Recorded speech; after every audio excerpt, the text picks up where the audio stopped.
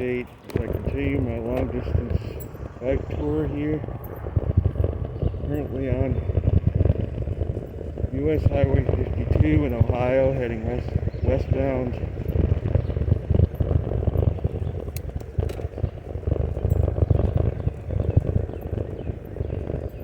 And it's day 7 of my trip.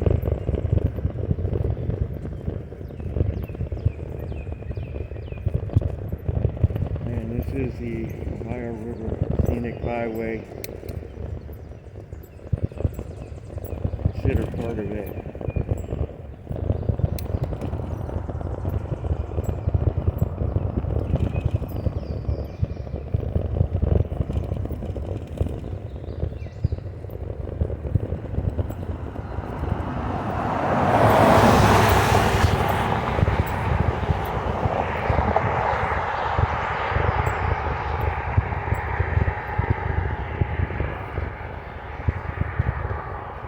So yesterday, day 6, I made it from South Point, Ohio, followed Route 52, and through Portsmouth, Ohio, and made it to Shawnee State Park, which is on the river, about 7 or 8 miles beyond Portsmouth. So I covered close to 50 miles yesterday. It did rain for part of the day,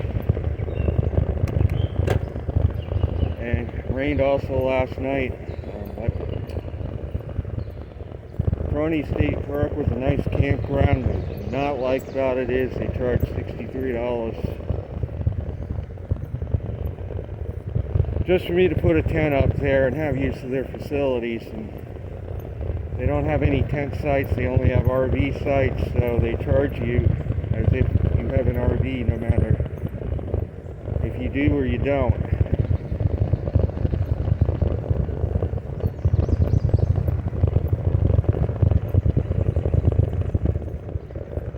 And I stayed at motels the previous 2 nights because there were few camping options in the areas I was passing through.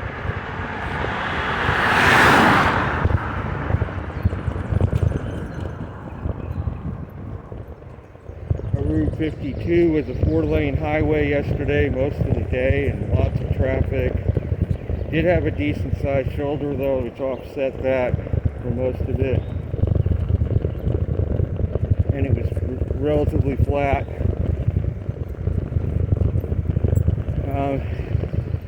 Yeah, even though there were many semis going by me, I was on a huge wide shoulder, so it didn't bother me. And the speed limit actually was 70 on parts of it, but again, I was tucked away off to the side and traffic didn't really bother me. It was like being on a bike path next to a busy highway for me, basically.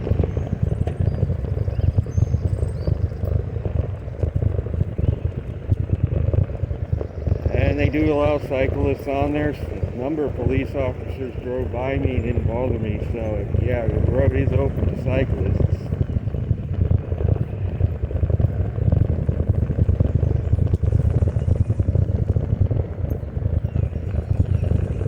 And then after Portsmouth, Ohio, continuing on Route 52, it suddenly changes to being very quiet, 2-lane road.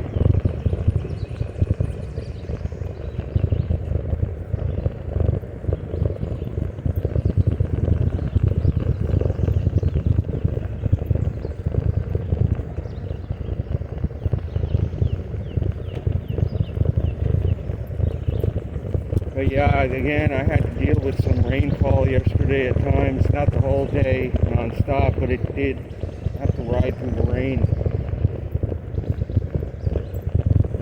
And I was almost going to get a room again in Portsmouth, but I continued on because the rain let up later in the afternoon.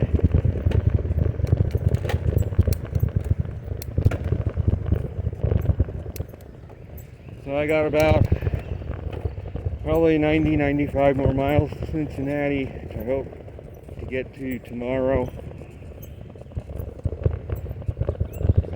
And then my plan is to, in Cincinnati, I'm going to pick up US Route 50 and ride that to St. Louis.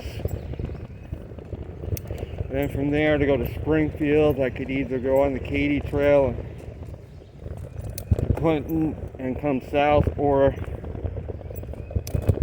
do the 66 bike route from St. Louis.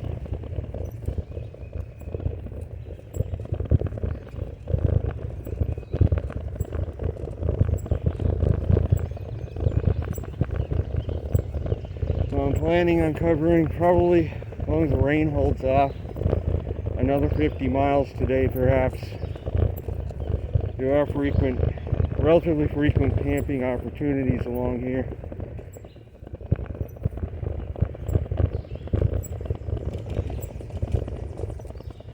And it is supposed to rain today, but so far it has held off.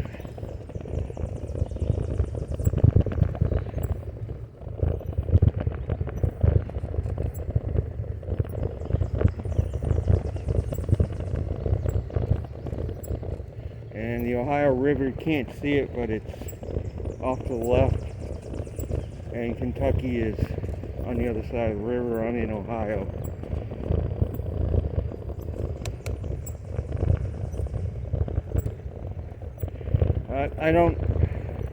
I did a bike trip last year and I used apps for navigation. The problem with using apps is they route you on roads where the terrain is a lot more difficult. They try to take you out of main highways. Disadvantage is you got a lot of terrain, whereas you take these kind of roads, more main thoroughfares, it's a lot flatter and a lot easier on your body. To me, is the most important thing. As I was saying yesterday on Route 52, I don't think there's a single biking app that will take you up there. The speed limit is 70. It's a limited access highway, and there's lots of semis and other traffic on it. And here's Sandy Springs Campground.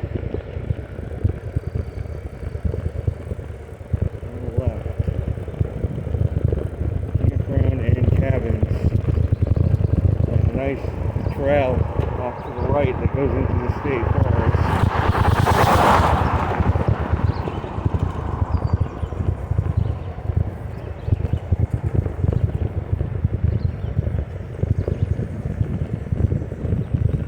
Yeah, I'm not using apps on this trip. I'm navigating my own route.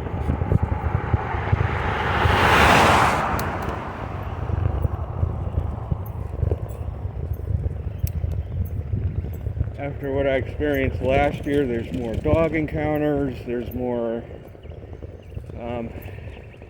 hills you gotta climb, carrying a trailer with probably 40 pounds of gear in it,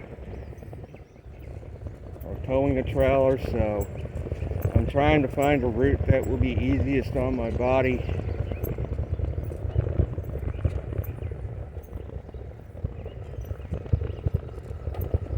This is why I'm following the Ohio River and I'm following a main thoroughfare, because again,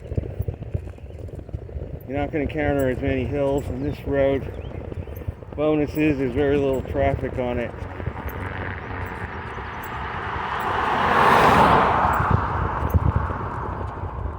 Most of the people from Portsmouth who go to Cincinnati probably take Ohio 32. They don't take this road.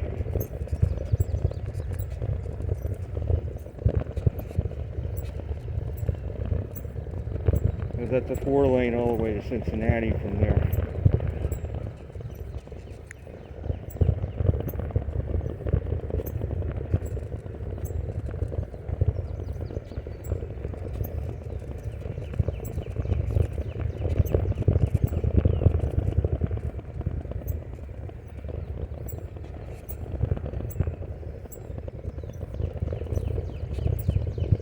As far as climate is concerned, I've been talking about, I don't know if YouTube took away subscribers from me or what, or people don't like what I'm talking about, but whatever, I'm going to tell the truth regardless. But the truth is, I've been listening to World Wetzel is his name. He's deceased. He's a solar scientist out of Germany. Spent most of his life studying long-term solar cycles, and he feels that the sun is about to go into a state of dormancy in the near future, and that we need to prepare for that now. It's hard to say what kind of timeline his timeline, he suggested that there wouldn't be a solar cycle 25, but there has been. So, although he did say that sunspots would disappear in 2025, which is this year, it was about 10 years ago. We still have sunspots, however, they're disappearing fast. The disk has been almost blank the last few days. And the concern is, what do we do if he's right? And if the sun goes into a total state of dormancy, well, what will happen first, according to him, is the sun will go into a Maunder minimum where you're still getting a solar wind, but it will become greatly reduced. And then at some point in the 2030s, he suggested that the solar wind was going to quit. And then after that, the primer fields, magnetic fields on the sun would break down, and then that would be when the sun would go into dormancy. But between the time up until the solar wind quits, there's going to be no noticeable difference in TSI, he claims, until the solar wind quits. Once that happens, and the change is going to become very noticeable. And he has charts to prove. This is the town of Sandy Springs, a little tiny community, but claims that as soon as the sun, that the isotopes tell the story in the ice cores out of Greenland, Antarctica, where they could tell what periods were the sun was more active and what periods the sun was less active.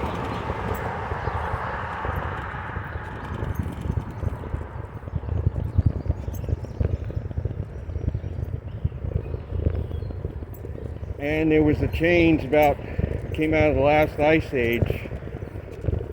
There was a change in the levels of the isotopes that suggests that the sun suddenly became much more active, came out of a dormant state around the time where the transition out of the last ice age began.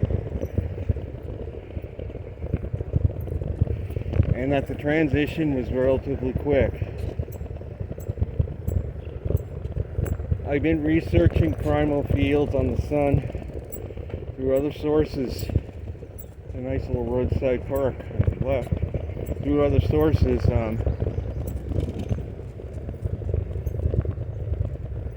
that suggests that the sun is powered by electricity. It can be literally flipped on and off. What happens is, after about 10,000 years, the primal field on the sun breaks down, and then it takes 90,000 years for it to start up again, to gain enough power to get repowered. I'm going to move over to the shoulder here, it's wide enough.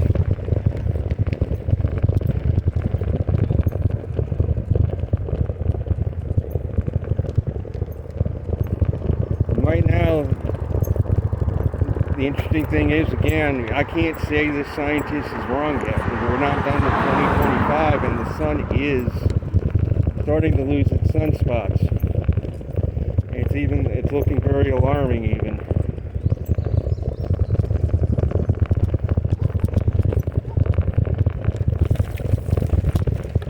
Because if this guy is right, even if he is right, mankind is a huge disaster. Because we would not be prepared.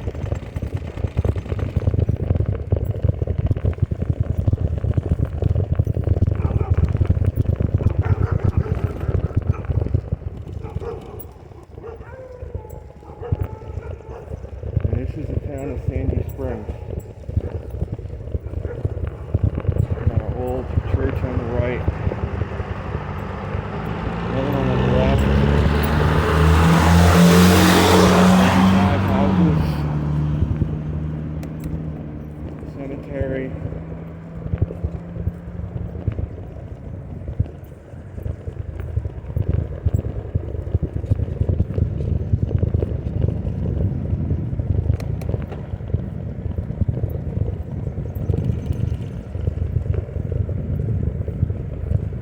I'm able to record now because it's a lot less traffic and it's a lot more laid back. It's very hard to hear with all the traffic I've been riding through the last few days. In Charleston and US 60 was packed because it was Mother's Day.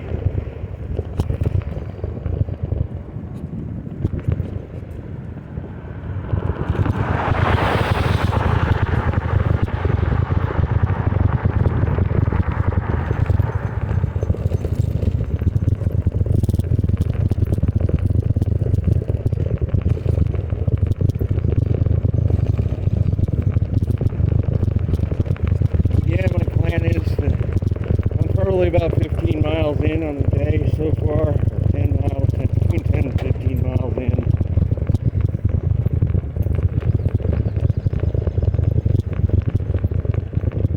And again, I'm planning on knocking out perhaps 50 today.